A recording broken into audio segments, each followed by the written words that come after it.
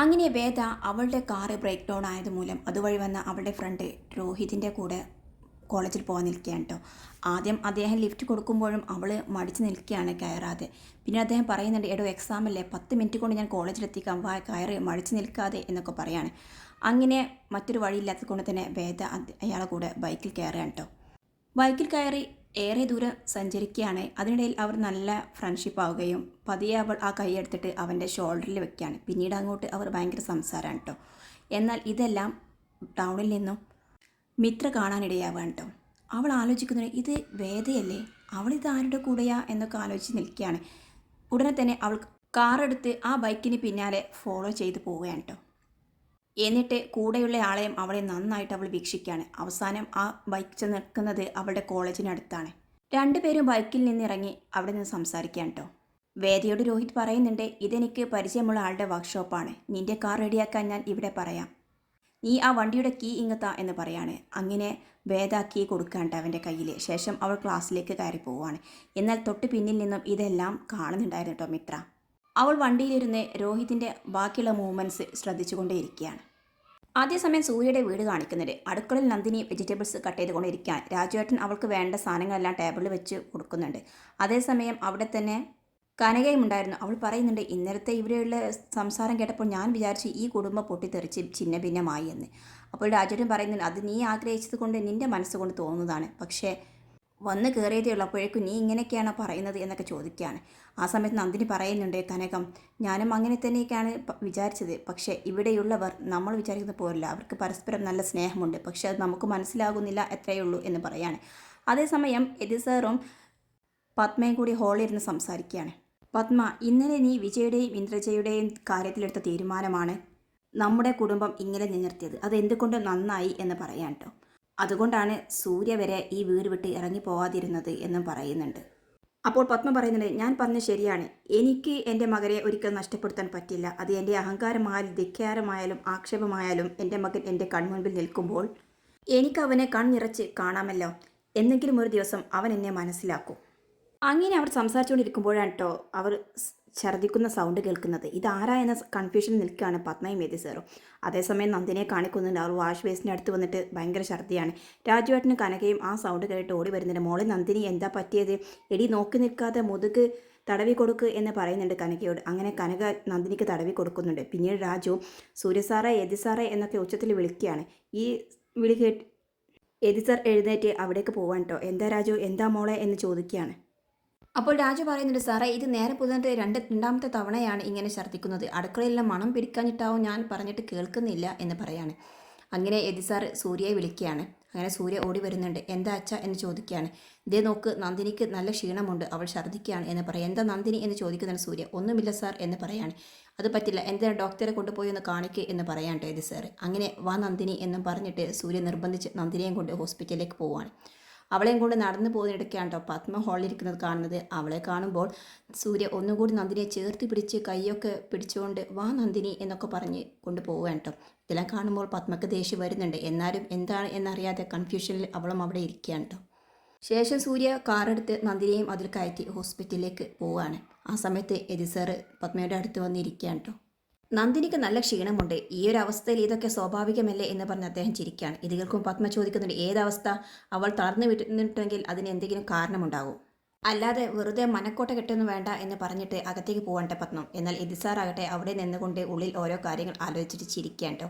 പിന്നീട് കാണിക്കുന്ന ഹോസ്പിറ്റലിലാണ്. അവിടെ ഡോക്ടർ നന്ദിനിയെ ചെക്കപ്പൊക്കെ ചെയ്തതിന് ശേഷം ക്യാബിനിലേക്ക് വരികയാണ് കേട്ടോ. എന്നിട്ട് ചോദിക്കുന്നുണ്ട്, ഛർദി തുടങ്ങിയിട്ട് എത്ര നേരമായി, അസിഡിറ്റി പ്രോബ്ലം ഉണ്ടോ, എന്തെങ്കിലും ടെൻഷൻ ഉണ്ടോ, അല്ലെങ്കിൽ ഉറക്കക്കുറവുണ്ടോ, അങ്ങനെ ഓരോ കാര്യങ്ങൾ ചോദിക്കുകയാണ്. അതിലൊരു സൂര്യ പറയുന്നത്, സർ ഇവർ ഭക്ഷണം കഴിക്കുന്നതിൽ വളരെ കുറവാണ് എന്ന് പറയാണ്. ഇത് കേൾക്കുമ്പോൾ നന്ദിനി ചോദിക്കുകയാണ്, അല്ല ഞാൻ ഭക്ഷണം കഴിക്കുന്നത് സാറ് കണ്ടോ, ഞാൻ നന്നായിട്ട് കഴിക്കാറുണ്ടല്ലോ, ഇങ്ങനെയൊക്കെ പറഞ്ഞ് അവരവിടെ നിന്നും വഴക്കടിക്കുകയാണ് കേട്ടോ.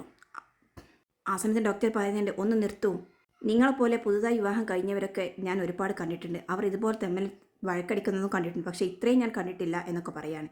ഇത് കേൾക്കുമ്പോൾ സൂര്യ, സോറി മാഡം, ഞങ്ങൾ ഇങ്ങനെയാണ്, ഇടയ്ക്കിടയ്ക്ക് ഇങ്ങനെ വഴക്കൊക്കെ ഉണ്ടാക്കും, എങ്കിലല്ലേ ജീവിതം ഒരു എൻജോയ് ചെയ്യാൻ കഴിയുകയുള്ളൂ എന്നൊക്കെ പറയാൻ.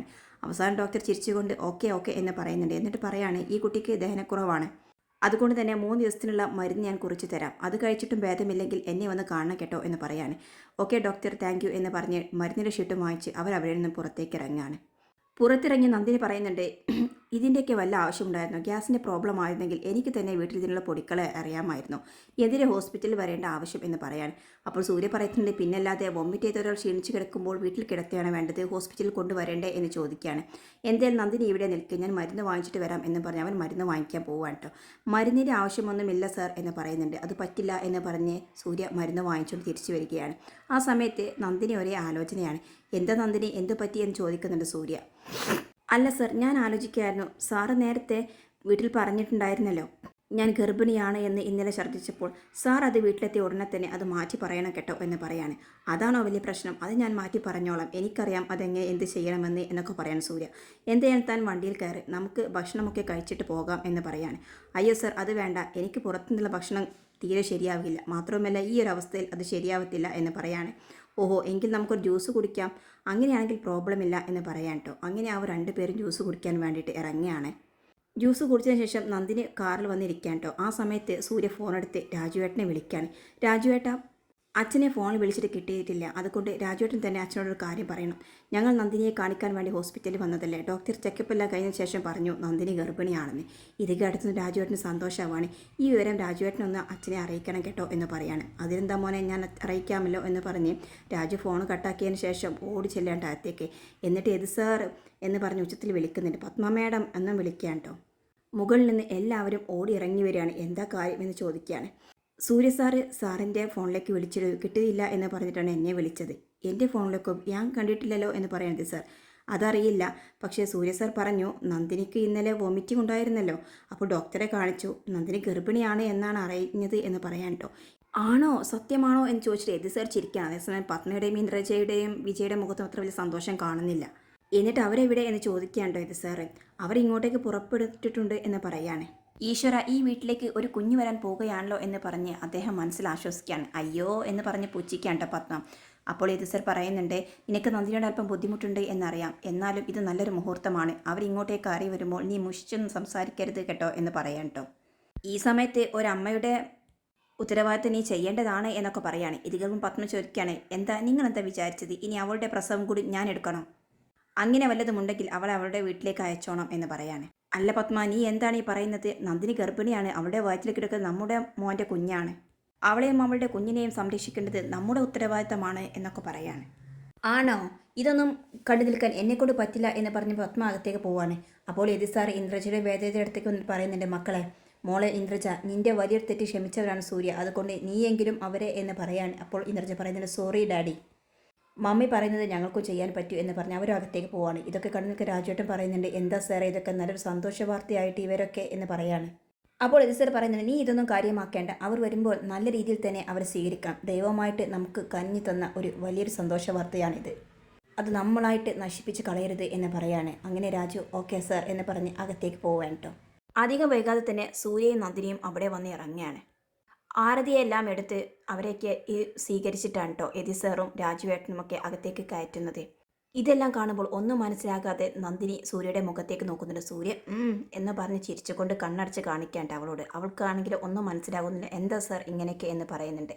വാ, അതൊക്കെ പറയാം എന്ന് പറയാൻ കേട്ടോ. എന്നിട്ട് പത്മയുടെ മുന്നിലൂടെ അവളുടെ കയ്യും പിടിച്ച് തോളോട് ചേർത്ത് കൊണ്ടുപോവാണ്. സ്റ്റെപ്പിന് അടുത്തെത്തിയതും അയ്യോ സ്റ്റെപ്പ് കയറുന്നൊക്കെ ശ്രദ്ധിക്കണം, ഡോക്ടർ പറഞ്ഞത് നീ കേട്ടിട്ടില്ലേ എന്നൊക്കെ ചോദിച്ചുകൊണ്ട് അവളെ വാരി എടുത്തിട്ട് മുകളിലേക്ക് കൊണ്ടുപോകാൻ കേട്ടോ. ഇതെല്ലാം കാണുമ്പോൾ പത്മയ്ക്ക് ഒട്ടും ഇഷ്ടമാകുന്നില്ല. അവൾ അകത്തേക്ക് പോയതിനു ശേഷം പത്മ പറയുന്നുണ്ട്, ഇത് സാർ കണ്ടില്ലേ അവളുടെ ഒരു അഹങ്കാരം, അവളുടെ വയറ്റിൽ സൂര്യയുടെ കുഞ്ഞാണെങ്കിൽ ആ കുഞ്ഞ് ഈ വീട്ടിൽ ജനിക്കാൻ പാടില്ല എന്നൊക്കെ പറയാണ്. പത്മം, എന്തൊക്കെ നീ വിളിച്ചു പറയുന്നത്, ദൈവകോപമാണ് നീ പറയുന്നത്, നിനക്ക് എങ്ങനെ ഇങ്ങനെ ചിന്തിക്കാൻ തോന്നുന്നു, നമ്മുടെ സൂര്യയുടെ കുഞ്ഞാണ് എന്നൊക്കെ പറയാൻ. എന്തായാലും വേണ്ടില്ല, ആ വേലക്കാരുടെ കുഞ്ഞ് ഈ കുടുംബത്തിൽ ജനിക്കാൻ പാടില്ല, അതാണ് എൻ്റെ ആഗ്രഹം എന്ന് പറഞ്ഞിട്ട് പത്മ അകത്തേക്ക് പോവാണ്. സാർ ആകെ നിരാശയിൽ കൂടി ഇവളുടെയൊക്കെ ഒരു മനസ്സ് എന്ന രീതിയിൽ നിൽക്കുകയാണ് കേട്ടോ. റൂമിലെത്തിയ ഉടനെ തന്നെ നന്ദിനി ചോദിക്കുന്നുണ്ട്, അല്ല സാർ എന്താണ്, ഞാൻ സാറിനോട് നേരത്തെ എന്താ പറഞ്ഞത്, ഞാൻ ഗർഭിണിയല്ല എന്ന് പറയണം എന്നല്ലേ, എന്നിട്ട് എന്താ സാർ അവരുടെ മുന്നിൽ പറയാതിരുന്നത്, പകരം സാർ എന്താണ് ഇവിടെ ചെയ്തു കൂട്ടിയത്? ഇപ്പോൾ അവരെല്ലാവരും ഞാൻ ഗർഭിണിയാണ് എന്ന് തന്നെയാണ് വിശ്വസിച്ചിരിക്കുന്നത്, അതുകൊണ്ടല്ലേ എതി സാറും എല്ലാവരും അത്രയും സന്തോഷത്തോടെ കൂടിയിട്ട് എന്നെ വരവേറ്റത്. എന്താ സാറിൻ്റെ ഉദ്ദേശം, സാറിന് ഇനിയും മതിയായിട്ടില്ല എന്നെ ഇങ്ങനെ ദ്രോഹിച്ചിട്ട് എന്നൊക്കെ ചോദിക്കുകയാണ്. സൂര്യ പറയുന്നത്, എൻ്റെ നന്ദിനി നീയൊന്ന് അടങ്ങ്, ഞാൻ ഇങ്ങനെയൊക്കെ ചെയ്ത് നിനക്കൂടി നല്ലതിന് വേണ്ടിയിട്ടാണ്. ഇനി നീ നോക്കിക്കോ, നിനക്കിനി ഇവിടെ നിന്ന് കിട്ടാവുന്നതിൽ വെച്ച് ഏറ്റവും നല്ല പരിചരണവും സ്നേഹമൊക്കെ ആയിരിക്കും, നോക്കിക്കോ. ഇത് പത്മാമയത്തെ എനിക്ക് തോൽപ്പിക്കാൻ കിട്ടിയ ഏറ്റവും വലിയൊരു അവസരം കൂടിയാണ് എന്നൊക്കെ പറയാണ്. എന്താ സാർ ഇതൊക്കെ, ഞാനിതൊന്നും സമ്മതിക്കില്ല, ഞാൻ ഇത് സാറോട് പോയിട്ട് പറയും എന്നൊക്കെ പറയാണ്. നീ പറയില്ല എന്ന് തന്നെ സൂര്യ പറയാൻ കേട്ടോ. പിന്നീട് കാണിക്കുന്നത് എല്ലാ വിവരങ്ങളും അറിഞ്ഞ കനക ഈ വിവരം വിളിച്ചിട്ട് മിത്രയെ അറിയിക്കാൻ കേട്ടോ. മിത്രയാകട്ടെ ആകെ ദേഷ്യത്തോട് കൂടിയിട്ട് ഷോക്കായി തകർന്നവിടെ ഇരിക്കുകയാണ്. എന്നിട്ട് ബെഡിൽ കിടക്കുന്ന പില്ലോയും ബെഡ്ഷീറ്റും ബ്ലാങ്കറ്റും എല്ലാം എടുത്ത് അവൾ ദേഷ്യം കൊണ്ട് വലിച്ചെറിയുകയാണ്.